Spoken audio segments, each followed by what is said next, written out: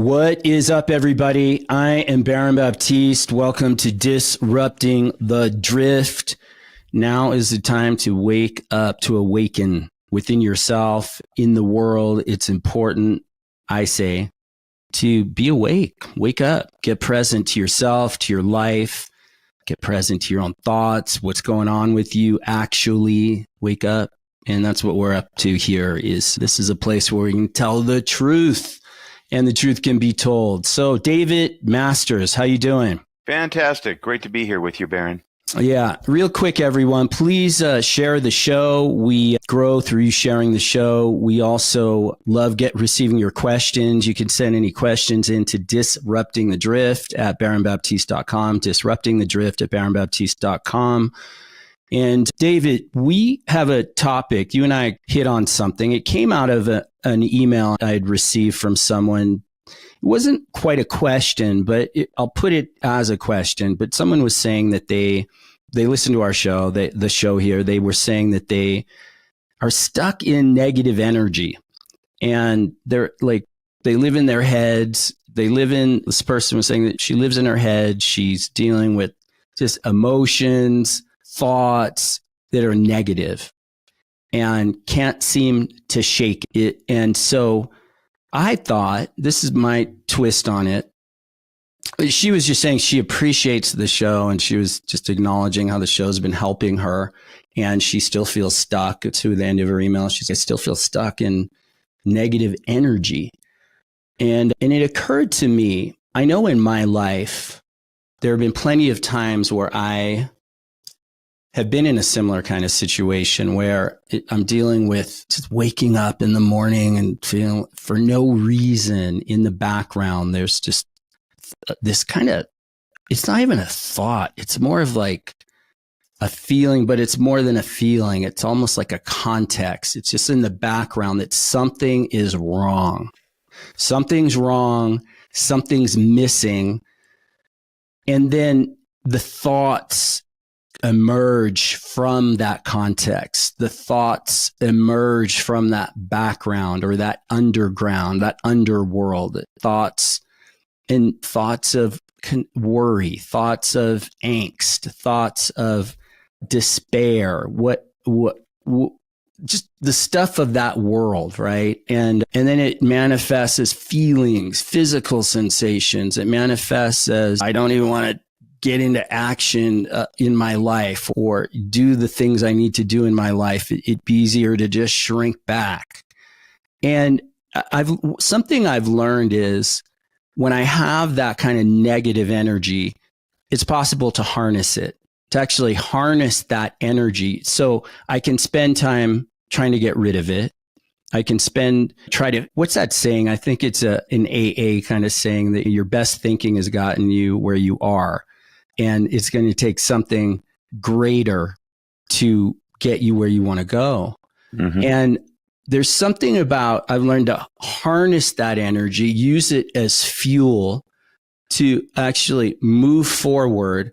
And then as I'm aiming high and aiming for and doing the things that I know to do that are life affirming, things that are following that higher calling, that other kind of quiet, still, small voice, the calling of my conscience.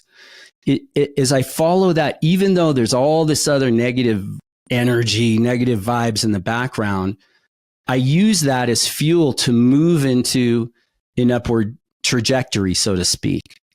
And then it converts. I use that, I harness that negativity and convert it into fuel. And then that energy actually dissipates. And I can look back this morning I woke up with all this negative energy. And now it's like middle of the day and I'm inspired. I'm lit up, being productive. I'm moving the needle on things I want to move into. And I think we should talk about that a little bit. What do you see about that? Like actually the idea of harnessing negative energy, using it rather than waiting around for it to disappear or fighting it in the battlefield, my mind, getting the baseball bat out and trying to have that darkness, that dark energy disappear. by beating it out, getting rid of it, or again, waiting around for it to disappear. How about harnessing it? What do you see about that? The first concept of harnessing that is a sailboat. Thousands of years, the wind can either blow you down or it can blow you forward.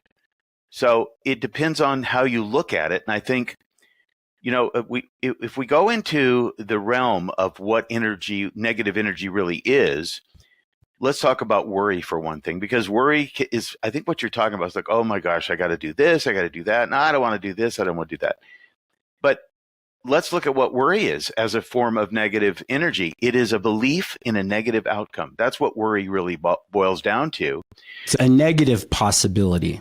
The and possibility for something negative, bad, Aristotle coming your way. Yeah. The philosopher Aristotle said the energy of the mind is the essence of life. And so I've discovered a phrase which I believe has changed many things for me, and that is detect it and deflect it. Now, if you look at a sail, the sail deflects the wind in such a way as that it moves the boat forward. If you can detect it, you're already moving in the right direction. You're able to see it. You're able to recognize what it is that it is coming at you. And then you're able to make different assessments of what it is that is going on in your mind. And a lot of times, here's the problem. The brain is a thought machine. It's just a machine. It just churns it out. And the substance of our daily life is what is the fuel for the brain, the thought machine. Now, the question is how much of that's in our head is viable and how much of it is what we would call flotsam and jetsam, the leftover bits and pieces and conversations, or the way that you look at yourself, even when you, let's say you do something and it's not what you wanted it to be or expected it to be, or somehow other people looked at it sideways and didn't get what you were doing. There's a lot of different facets of what comes at you all the time. And there's a way, and this is an interesting quote. This is from Michael Jackson, the singer. He says, no matter who's around you being negative or thrusting negative energy at you, totally block it off. Because whatever you believe, you become. You see, this is the problem, though, of even I personally, I don't entertain negative things. And one of the people look at me and go, what? I say to them when they come at me with negative stuff, I just say, I don't care. In other words, the negative wants you to care about the negative. And personally, I don't have room for it in my calendar. I don't want the negative. So what is it? Does it mean you have to deal with an employee and somebody who's done something you have to confront? No, I do care about that. But the negative part of it is separate from the actual actions of people. You can separate the two. They're mutually exclusive. The energy that they use in order to affect the world that they live in can be actually separated from their actions. And you can look at them separately. And that way, this is what the scripture says, judge not. When we get involved in the process of judging what's negative, and including what's in ourselves, then we're slipping over into an entirely different plane, because it's not really something that we should be judging. The negative, the evil of the world, the bad things that people do, the bad things that we do, we shouldn't be judging it. We should be observing it. We should be watching it. We should become aware of it so that we can detect it in order to deflect it. And by detecting it, that becomes the wind in your sail to move forward. Let's say, just for the sake of this conversation, the wind in a sail moves you from one place to another. It moves you out of the place where you started and into a new realm of possibility. So I'll just throw it back to you on that one. Yeah, no, it's interesting. Very good. The thing that comes to mind as you're speaking is judgment. If you judge even those negative feelings, negative thoughts, if you interact with them, you go into that plane, that world, let's say, and you attempt to fight off the darkness through judgment, that's a kind of resistance, right? And resist, what's that saying? What you resist persists. Was that Carl Jung who said, what you resist persists, and it's actually bolstered, it's empowered. And I think that there's something about words that come to mind right here. We're so subject to words. Like we talk about, okay, our thinking, or better than just there's thinking, right? And then there's what I like to call thoughting, where we're just bombarded with random thoughts. And if you are fused to words, thoughts, and you have no ability to separate from them, then those words are very real. And they then in your reaction and in your resistance to those words, you bolster them. And suddenly you're engaging with something. But again, here we come to the idea of meditation, where you get still, you get present, you press pause on the thoughts, you drop in to your body, you bring your attention into the physical universe. You shift planes, you shift realms, you shift worlds, and you have from that world, this world of the present, there's a greater presence. And in that greater presence, you have the ability to see words and let words go. So now it's that you like to say you don't have words. You haven't said it exactly, but they have you. Yeah. But if you don't even have to have them, you just let them come up, let them go. But I think the sensitivity to words and reaction to words in your own head, to the degree that you're fused to words in your own head, so to speak, you're fused to the words of others. You're fused to the words of the world and manipulators. If you look at the media and just the constant bombardment of negativity or division or vitriol, propaganda, all this division and separation of races, what color you are, what your economic status, your gender, all these different things are, if you're sensitive and you're fused to words in your own being, in your own mind, you are sensitive to the words coming from the outside. But here's the deal, you believe into it.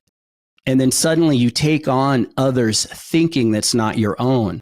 So if you're taking in bad news all of the time, or you're surrounded with negative people that are coming from a negative, dark place, evil place, whatever you want to call it, and you're sensitive to all that, well, because you're sensitive to it in your own mind, you don't have mastery of your own mind. You don't have control of your own mind. The random thoughts. What if you let go of words? You start seeing the words in your own head and the words of others are just words. And you let them come up, you let them go. I say in that space, this place of being present, you have the ability to see alternative pathways. You don't buy into it all. You don't believe into it all. Like you're not duped and manipulated by it. You stand independent in a sense, inner dependent, things for yourself, including the world within your own mind. Yeah. And one other thing I'll say about this is you hear a lot of people, there's this whole kind of philosophy of, oh yeah, you've got all this resentment and anger. People have done you wrong. Okay, wear that chip on your shoulder. Wear that chip on your shoulder and use that as fuel to prove to people, get successful, build status, to prove them wrong. Wear that chip on your shoulder. I don't think I think that's an empty package. That just brings you full circle to the place you started with. You don't get over it. I think what we're talking about here is actually getting over it within yourself, not letting it own you. But here's the thing.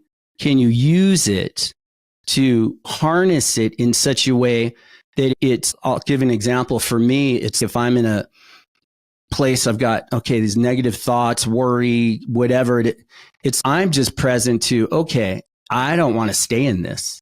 I don't want to live in this space. I don't want to live in this plane, negative planes. I am going to do things and take actions in the direction, do the things I know to do that will actually elevate me. In the face of negativity, I'm going to be and do the things I know to do that line up to my true north. Regardless of how I feel, regardless of the thoughts that are there in the background, I'm not buying into them. They may be there, but I'm using them in a way I don't want to keep standing in hell. What is it, Churchill, that said, if you're going through hell, keep going? Mm-hmm. Just keep going, right? That to me is a kind of harnessing of it in a sense.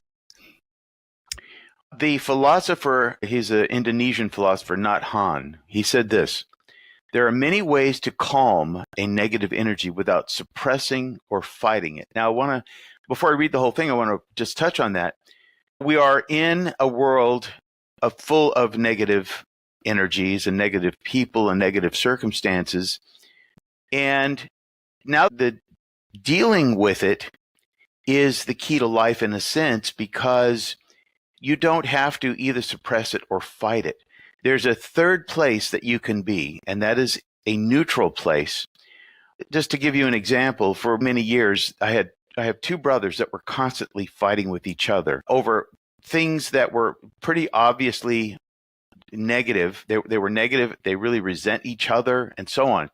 And they always try to draw everybody else into each of their sides. And for me, I didn't care to take either of their sides. And so I stayed completely in that third, in the center, stayed outside of their conflict. I could watch it. I heard their arguments. They went after each other with a passion, but it never actually drew me in. I wanted to stay outside your of it. center. You stayed in your center, which allowed you to be in the center. Right. Rather than pivoting to one side or the other and taking on someone else's beliefs. Yeah. And so the idea here is that there's a saying about raging against the storm. What is the point of raging against a storm? A storm is what it is. And if you take those storms personally and you stand there and you yell at the storm, does that help you overcome it? I don't think it does. So do you cower to the storm? No, but then there's a place of reason where you go, okay, I'm not going to stand where the waves are breaking. I see these videos of people when the storm waves come in and they're breaking against the break wall, and they're standing there, and then they're oblivious to the idea that a wave is coming. They're on their phones. Oh, a tsunami is coming. I'm going to catch it on video. Get away from the break wall. Move back. What, do you think you're impervious? Yeah. Move back. But at the same time, see, I'm talking about either suppressing or fighting. You don't have to do either. You can actually stay in your center. Now, here's the second part of this. So he goes on. So there are many ways to calm a negative energy without suppressing or fighting it. You recognize it, you smile at it, and you invite something nicer to come up and replace it. You read some inspiring words, you listen to a piece of beautiful music, you go somewhere in nature or somewhere where you can get quiet, and you either do walking meditation or sitting meditation. Wait, who's saying that? This is not Han, an Indonesian philosopher. Yeah.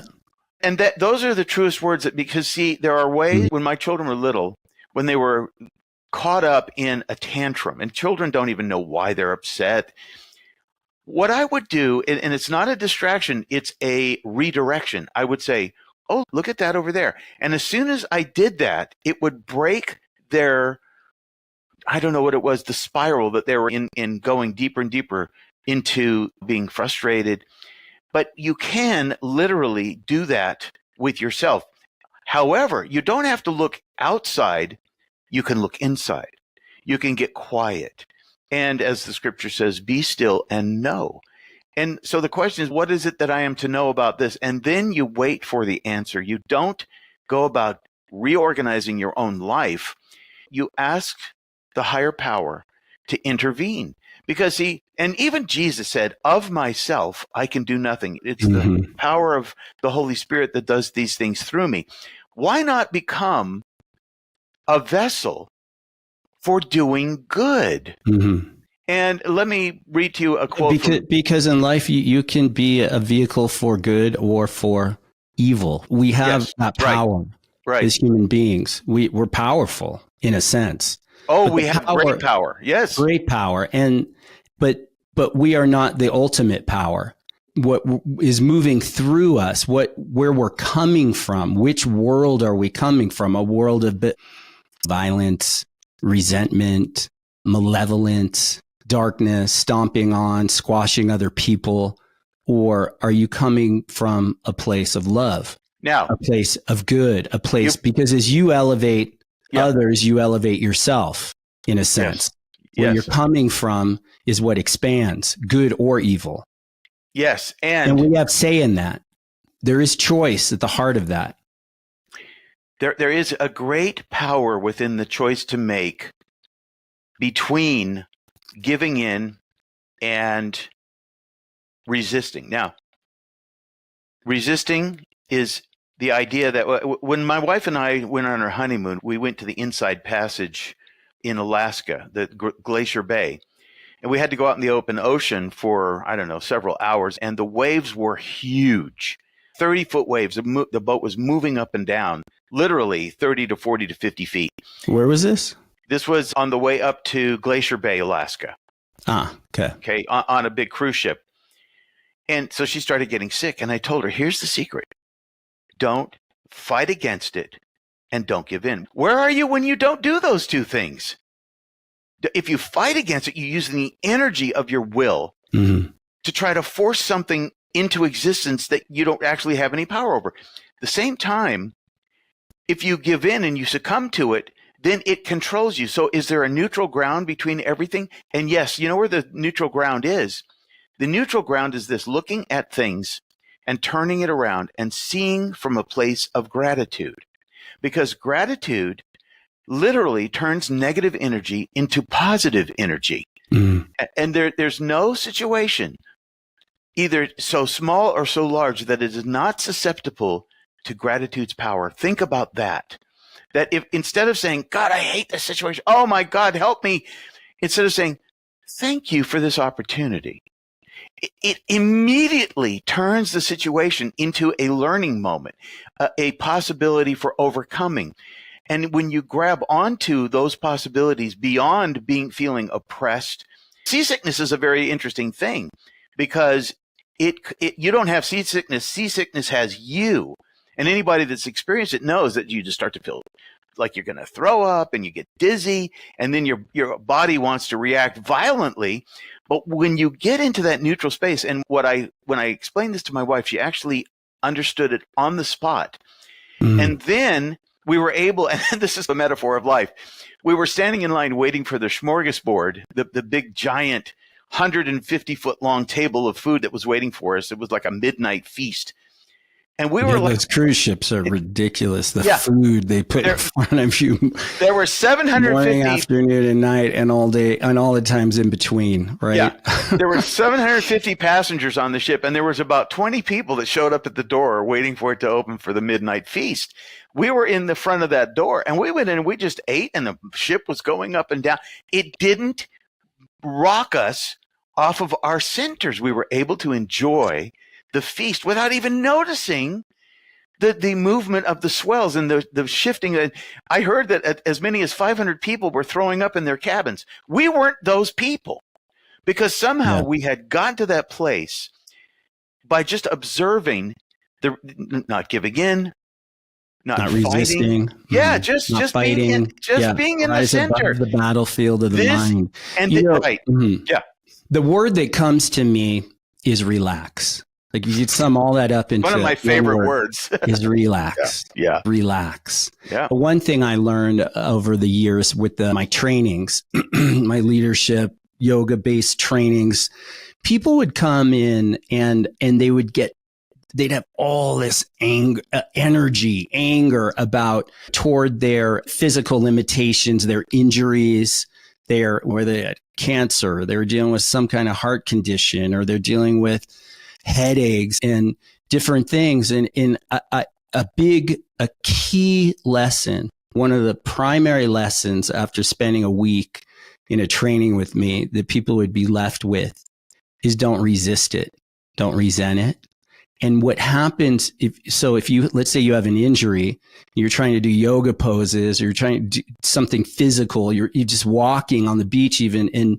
But when you just let it be, and you let that resistance based energy of resisting the condition, being angry about the condition, when you let all that go, it's pretty phenomenal. It's actually, you enter a realm of the miraculous, where suddenly the body relaxes, and somehow you plug in to a new life force, and suddenly the body actually heals itself, and sometimes instantaneously.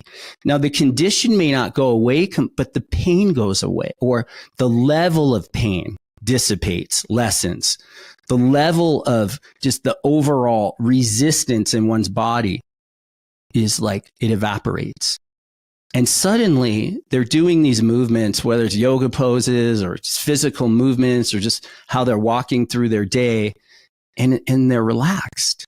And suddenly it's not owning them, dominating them, but that limitation actually is the access to a transformation in one's body. And it is through relaxing. And then suddenly you have energy to actually move more, do more, be more. And it's this resistance trap, this fighting. If you go into a dark room with a baseball bat and you start swinging to fight off the darkness, you can exhaust yourself. Does the darkness disappear? No. By the way, all it takes is flick on the light switch, and darkness disappears. Yeah. You flick on the light, and to relax, to drop in to your body, let your mind, your attention, your awareness trickle in, filter into your bones, into your body. And you just let all that other energy, that psychic energy, that mental energy, whatever that resistance is, something shifts. Something gets altered. What's possible is altered, but in a very real way. Yeah. And then you can apply that lesson, you apply to the rest of your life, where now you're not resisting to accomplish things and fighting and using anger and the chip on your shoulder. You actually are flowing from a different flow, a different place, a different kind of energy, vitality, life force, with what they call prana, right? Yeah. Yes. It's real, and it's very real. Yeah. The word relax, I love looking at the meanings of words. Mm-hmm. And it's very interesting to think about just how one word can change everything. Here's it's an intransitive verb. It says to make lax or loose. In other words, relax one's grip. To make less severe or strict. How many people beat themselves up because they're not doing things that they think they should be, or they judge themselves for little things that they fail to do, whatever.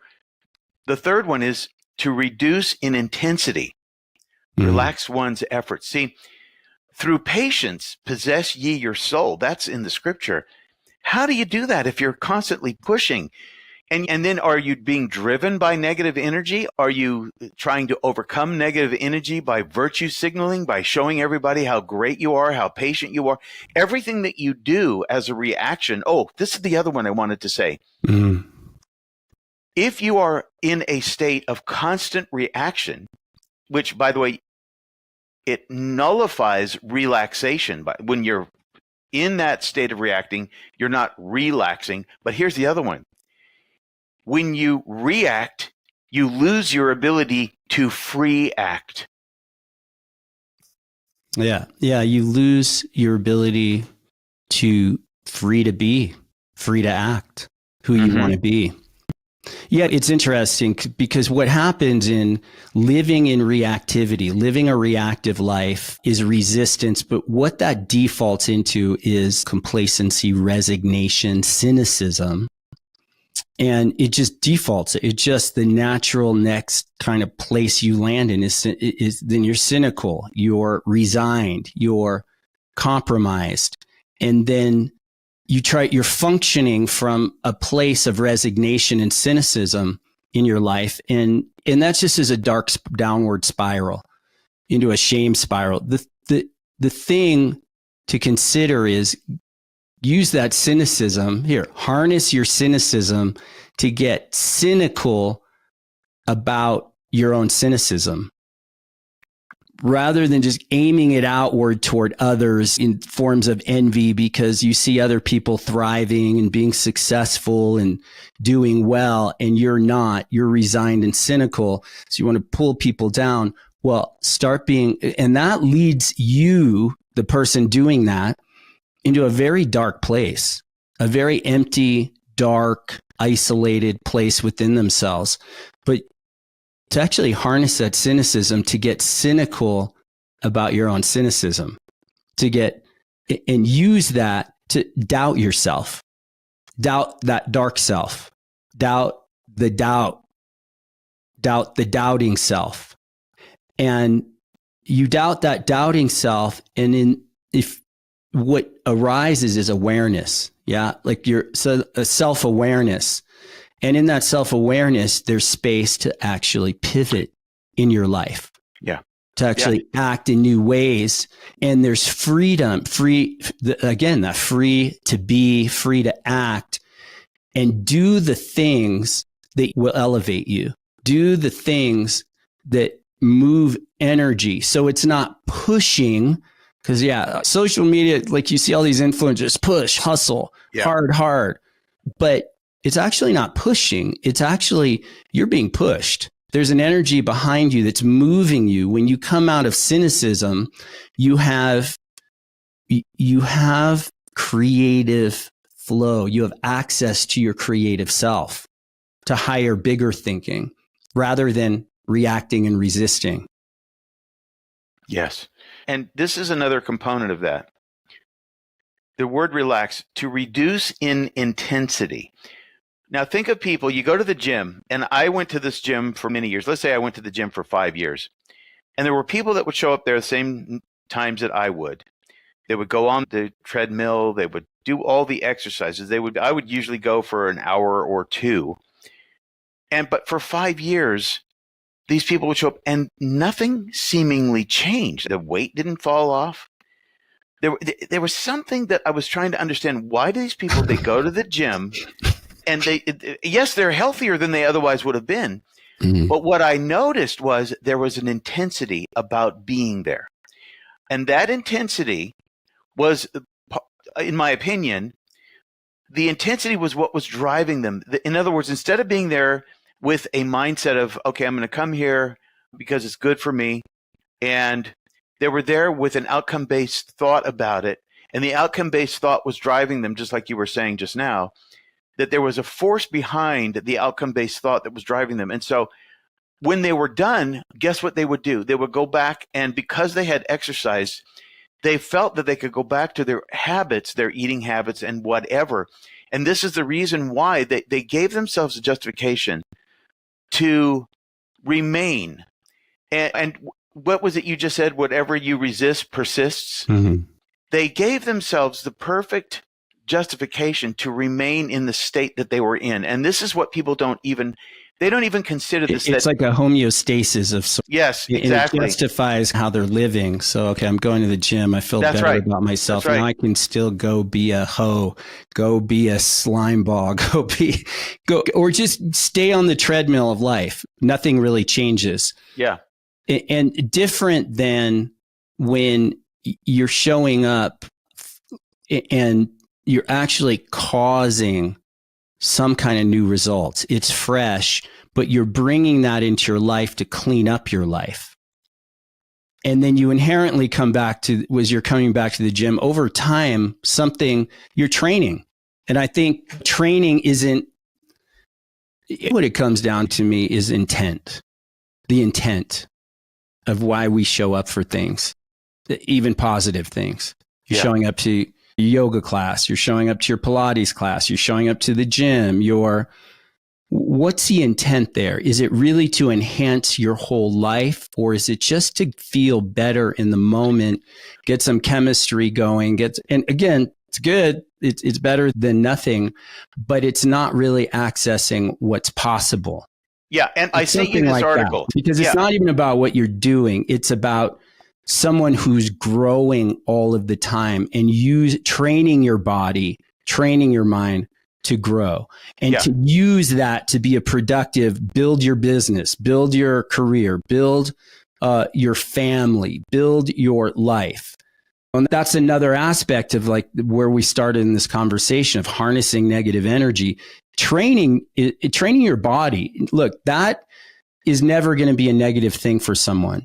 But then if you're also aware, part of training your body and mind and bringing discipline is to allow yourself to live from that discipline in all ways, to build yourself, whether it's financially or building business, to be a contribution, make a difference for people.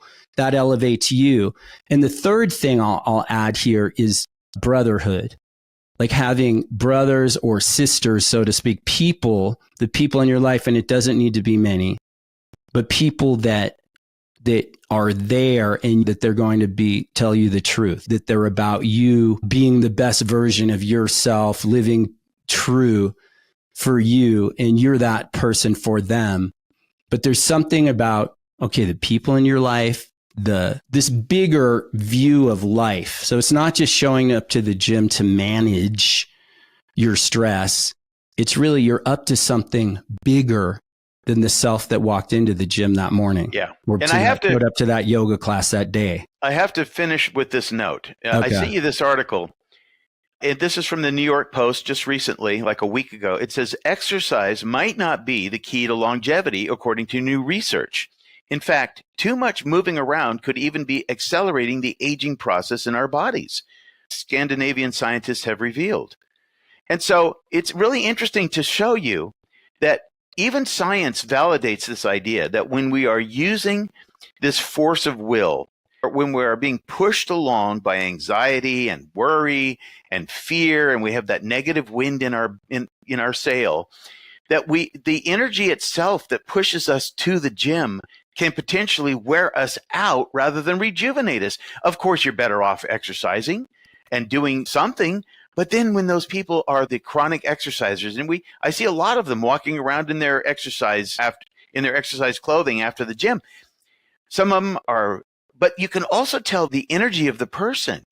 And the energy of the person says a lot about why they're doing the things that they do. So yeah, physical culture. I just wanted to throw that in there. Is physical culture elevating the altitude of your attitude?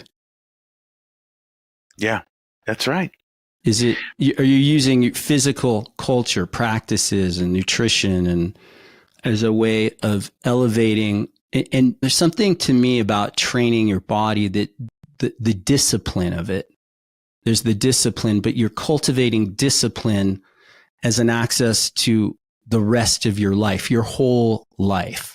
Yeah. From yourself to, family, your closer relationships, if you've got kids, or out to your work and the groups of people you're involved with and teams and others, out to society, community, out to the physical universe, humanity. Are you up to something bigger? No matter, and it's not about becoming a billionaire. We're not talking about that, or becoming just successful, but there is a natural success.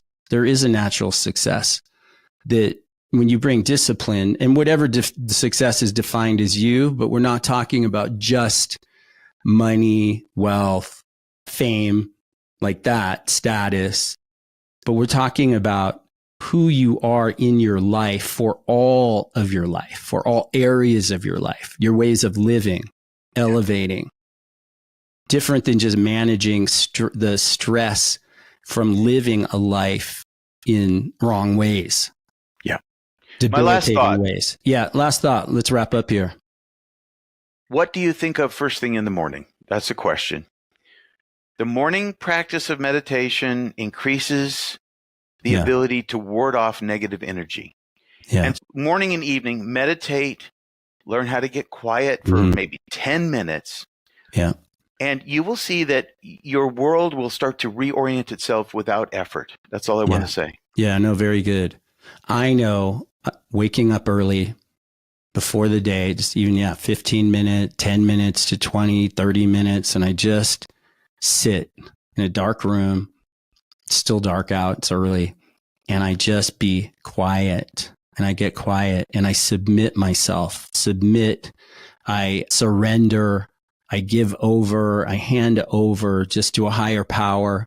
Maybe I say a few words that are like a prayer, and I just get present there. Yeah. I'm a different human being. I can wake up again with that thing in the background. Something's wrong, something's missing.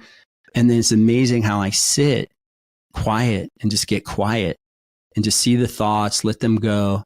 I get present. Something shifts so quick. It's why people use drugs to shift quick. But we're talking about creating a line of communication to yourself, to your higher power, to your God, to the creator of the universe. And in that, there's a whole new way to life, a whole new access to your life out and off of the treadmill, the hamster wheel of living. Yeah. That rote way, automaticity, stepping out of that and tapping a higher creativity, and then less reactivity in life. New flow. All right, you all. Thank you. We post these on YouTube as well. So if you want to see the visual, check us out at Baron Baptiste Podcast on YouTube. And David, very good. My friend, be well. Till next time, everybody, stay well, stay blessed, stay safe, and peace out.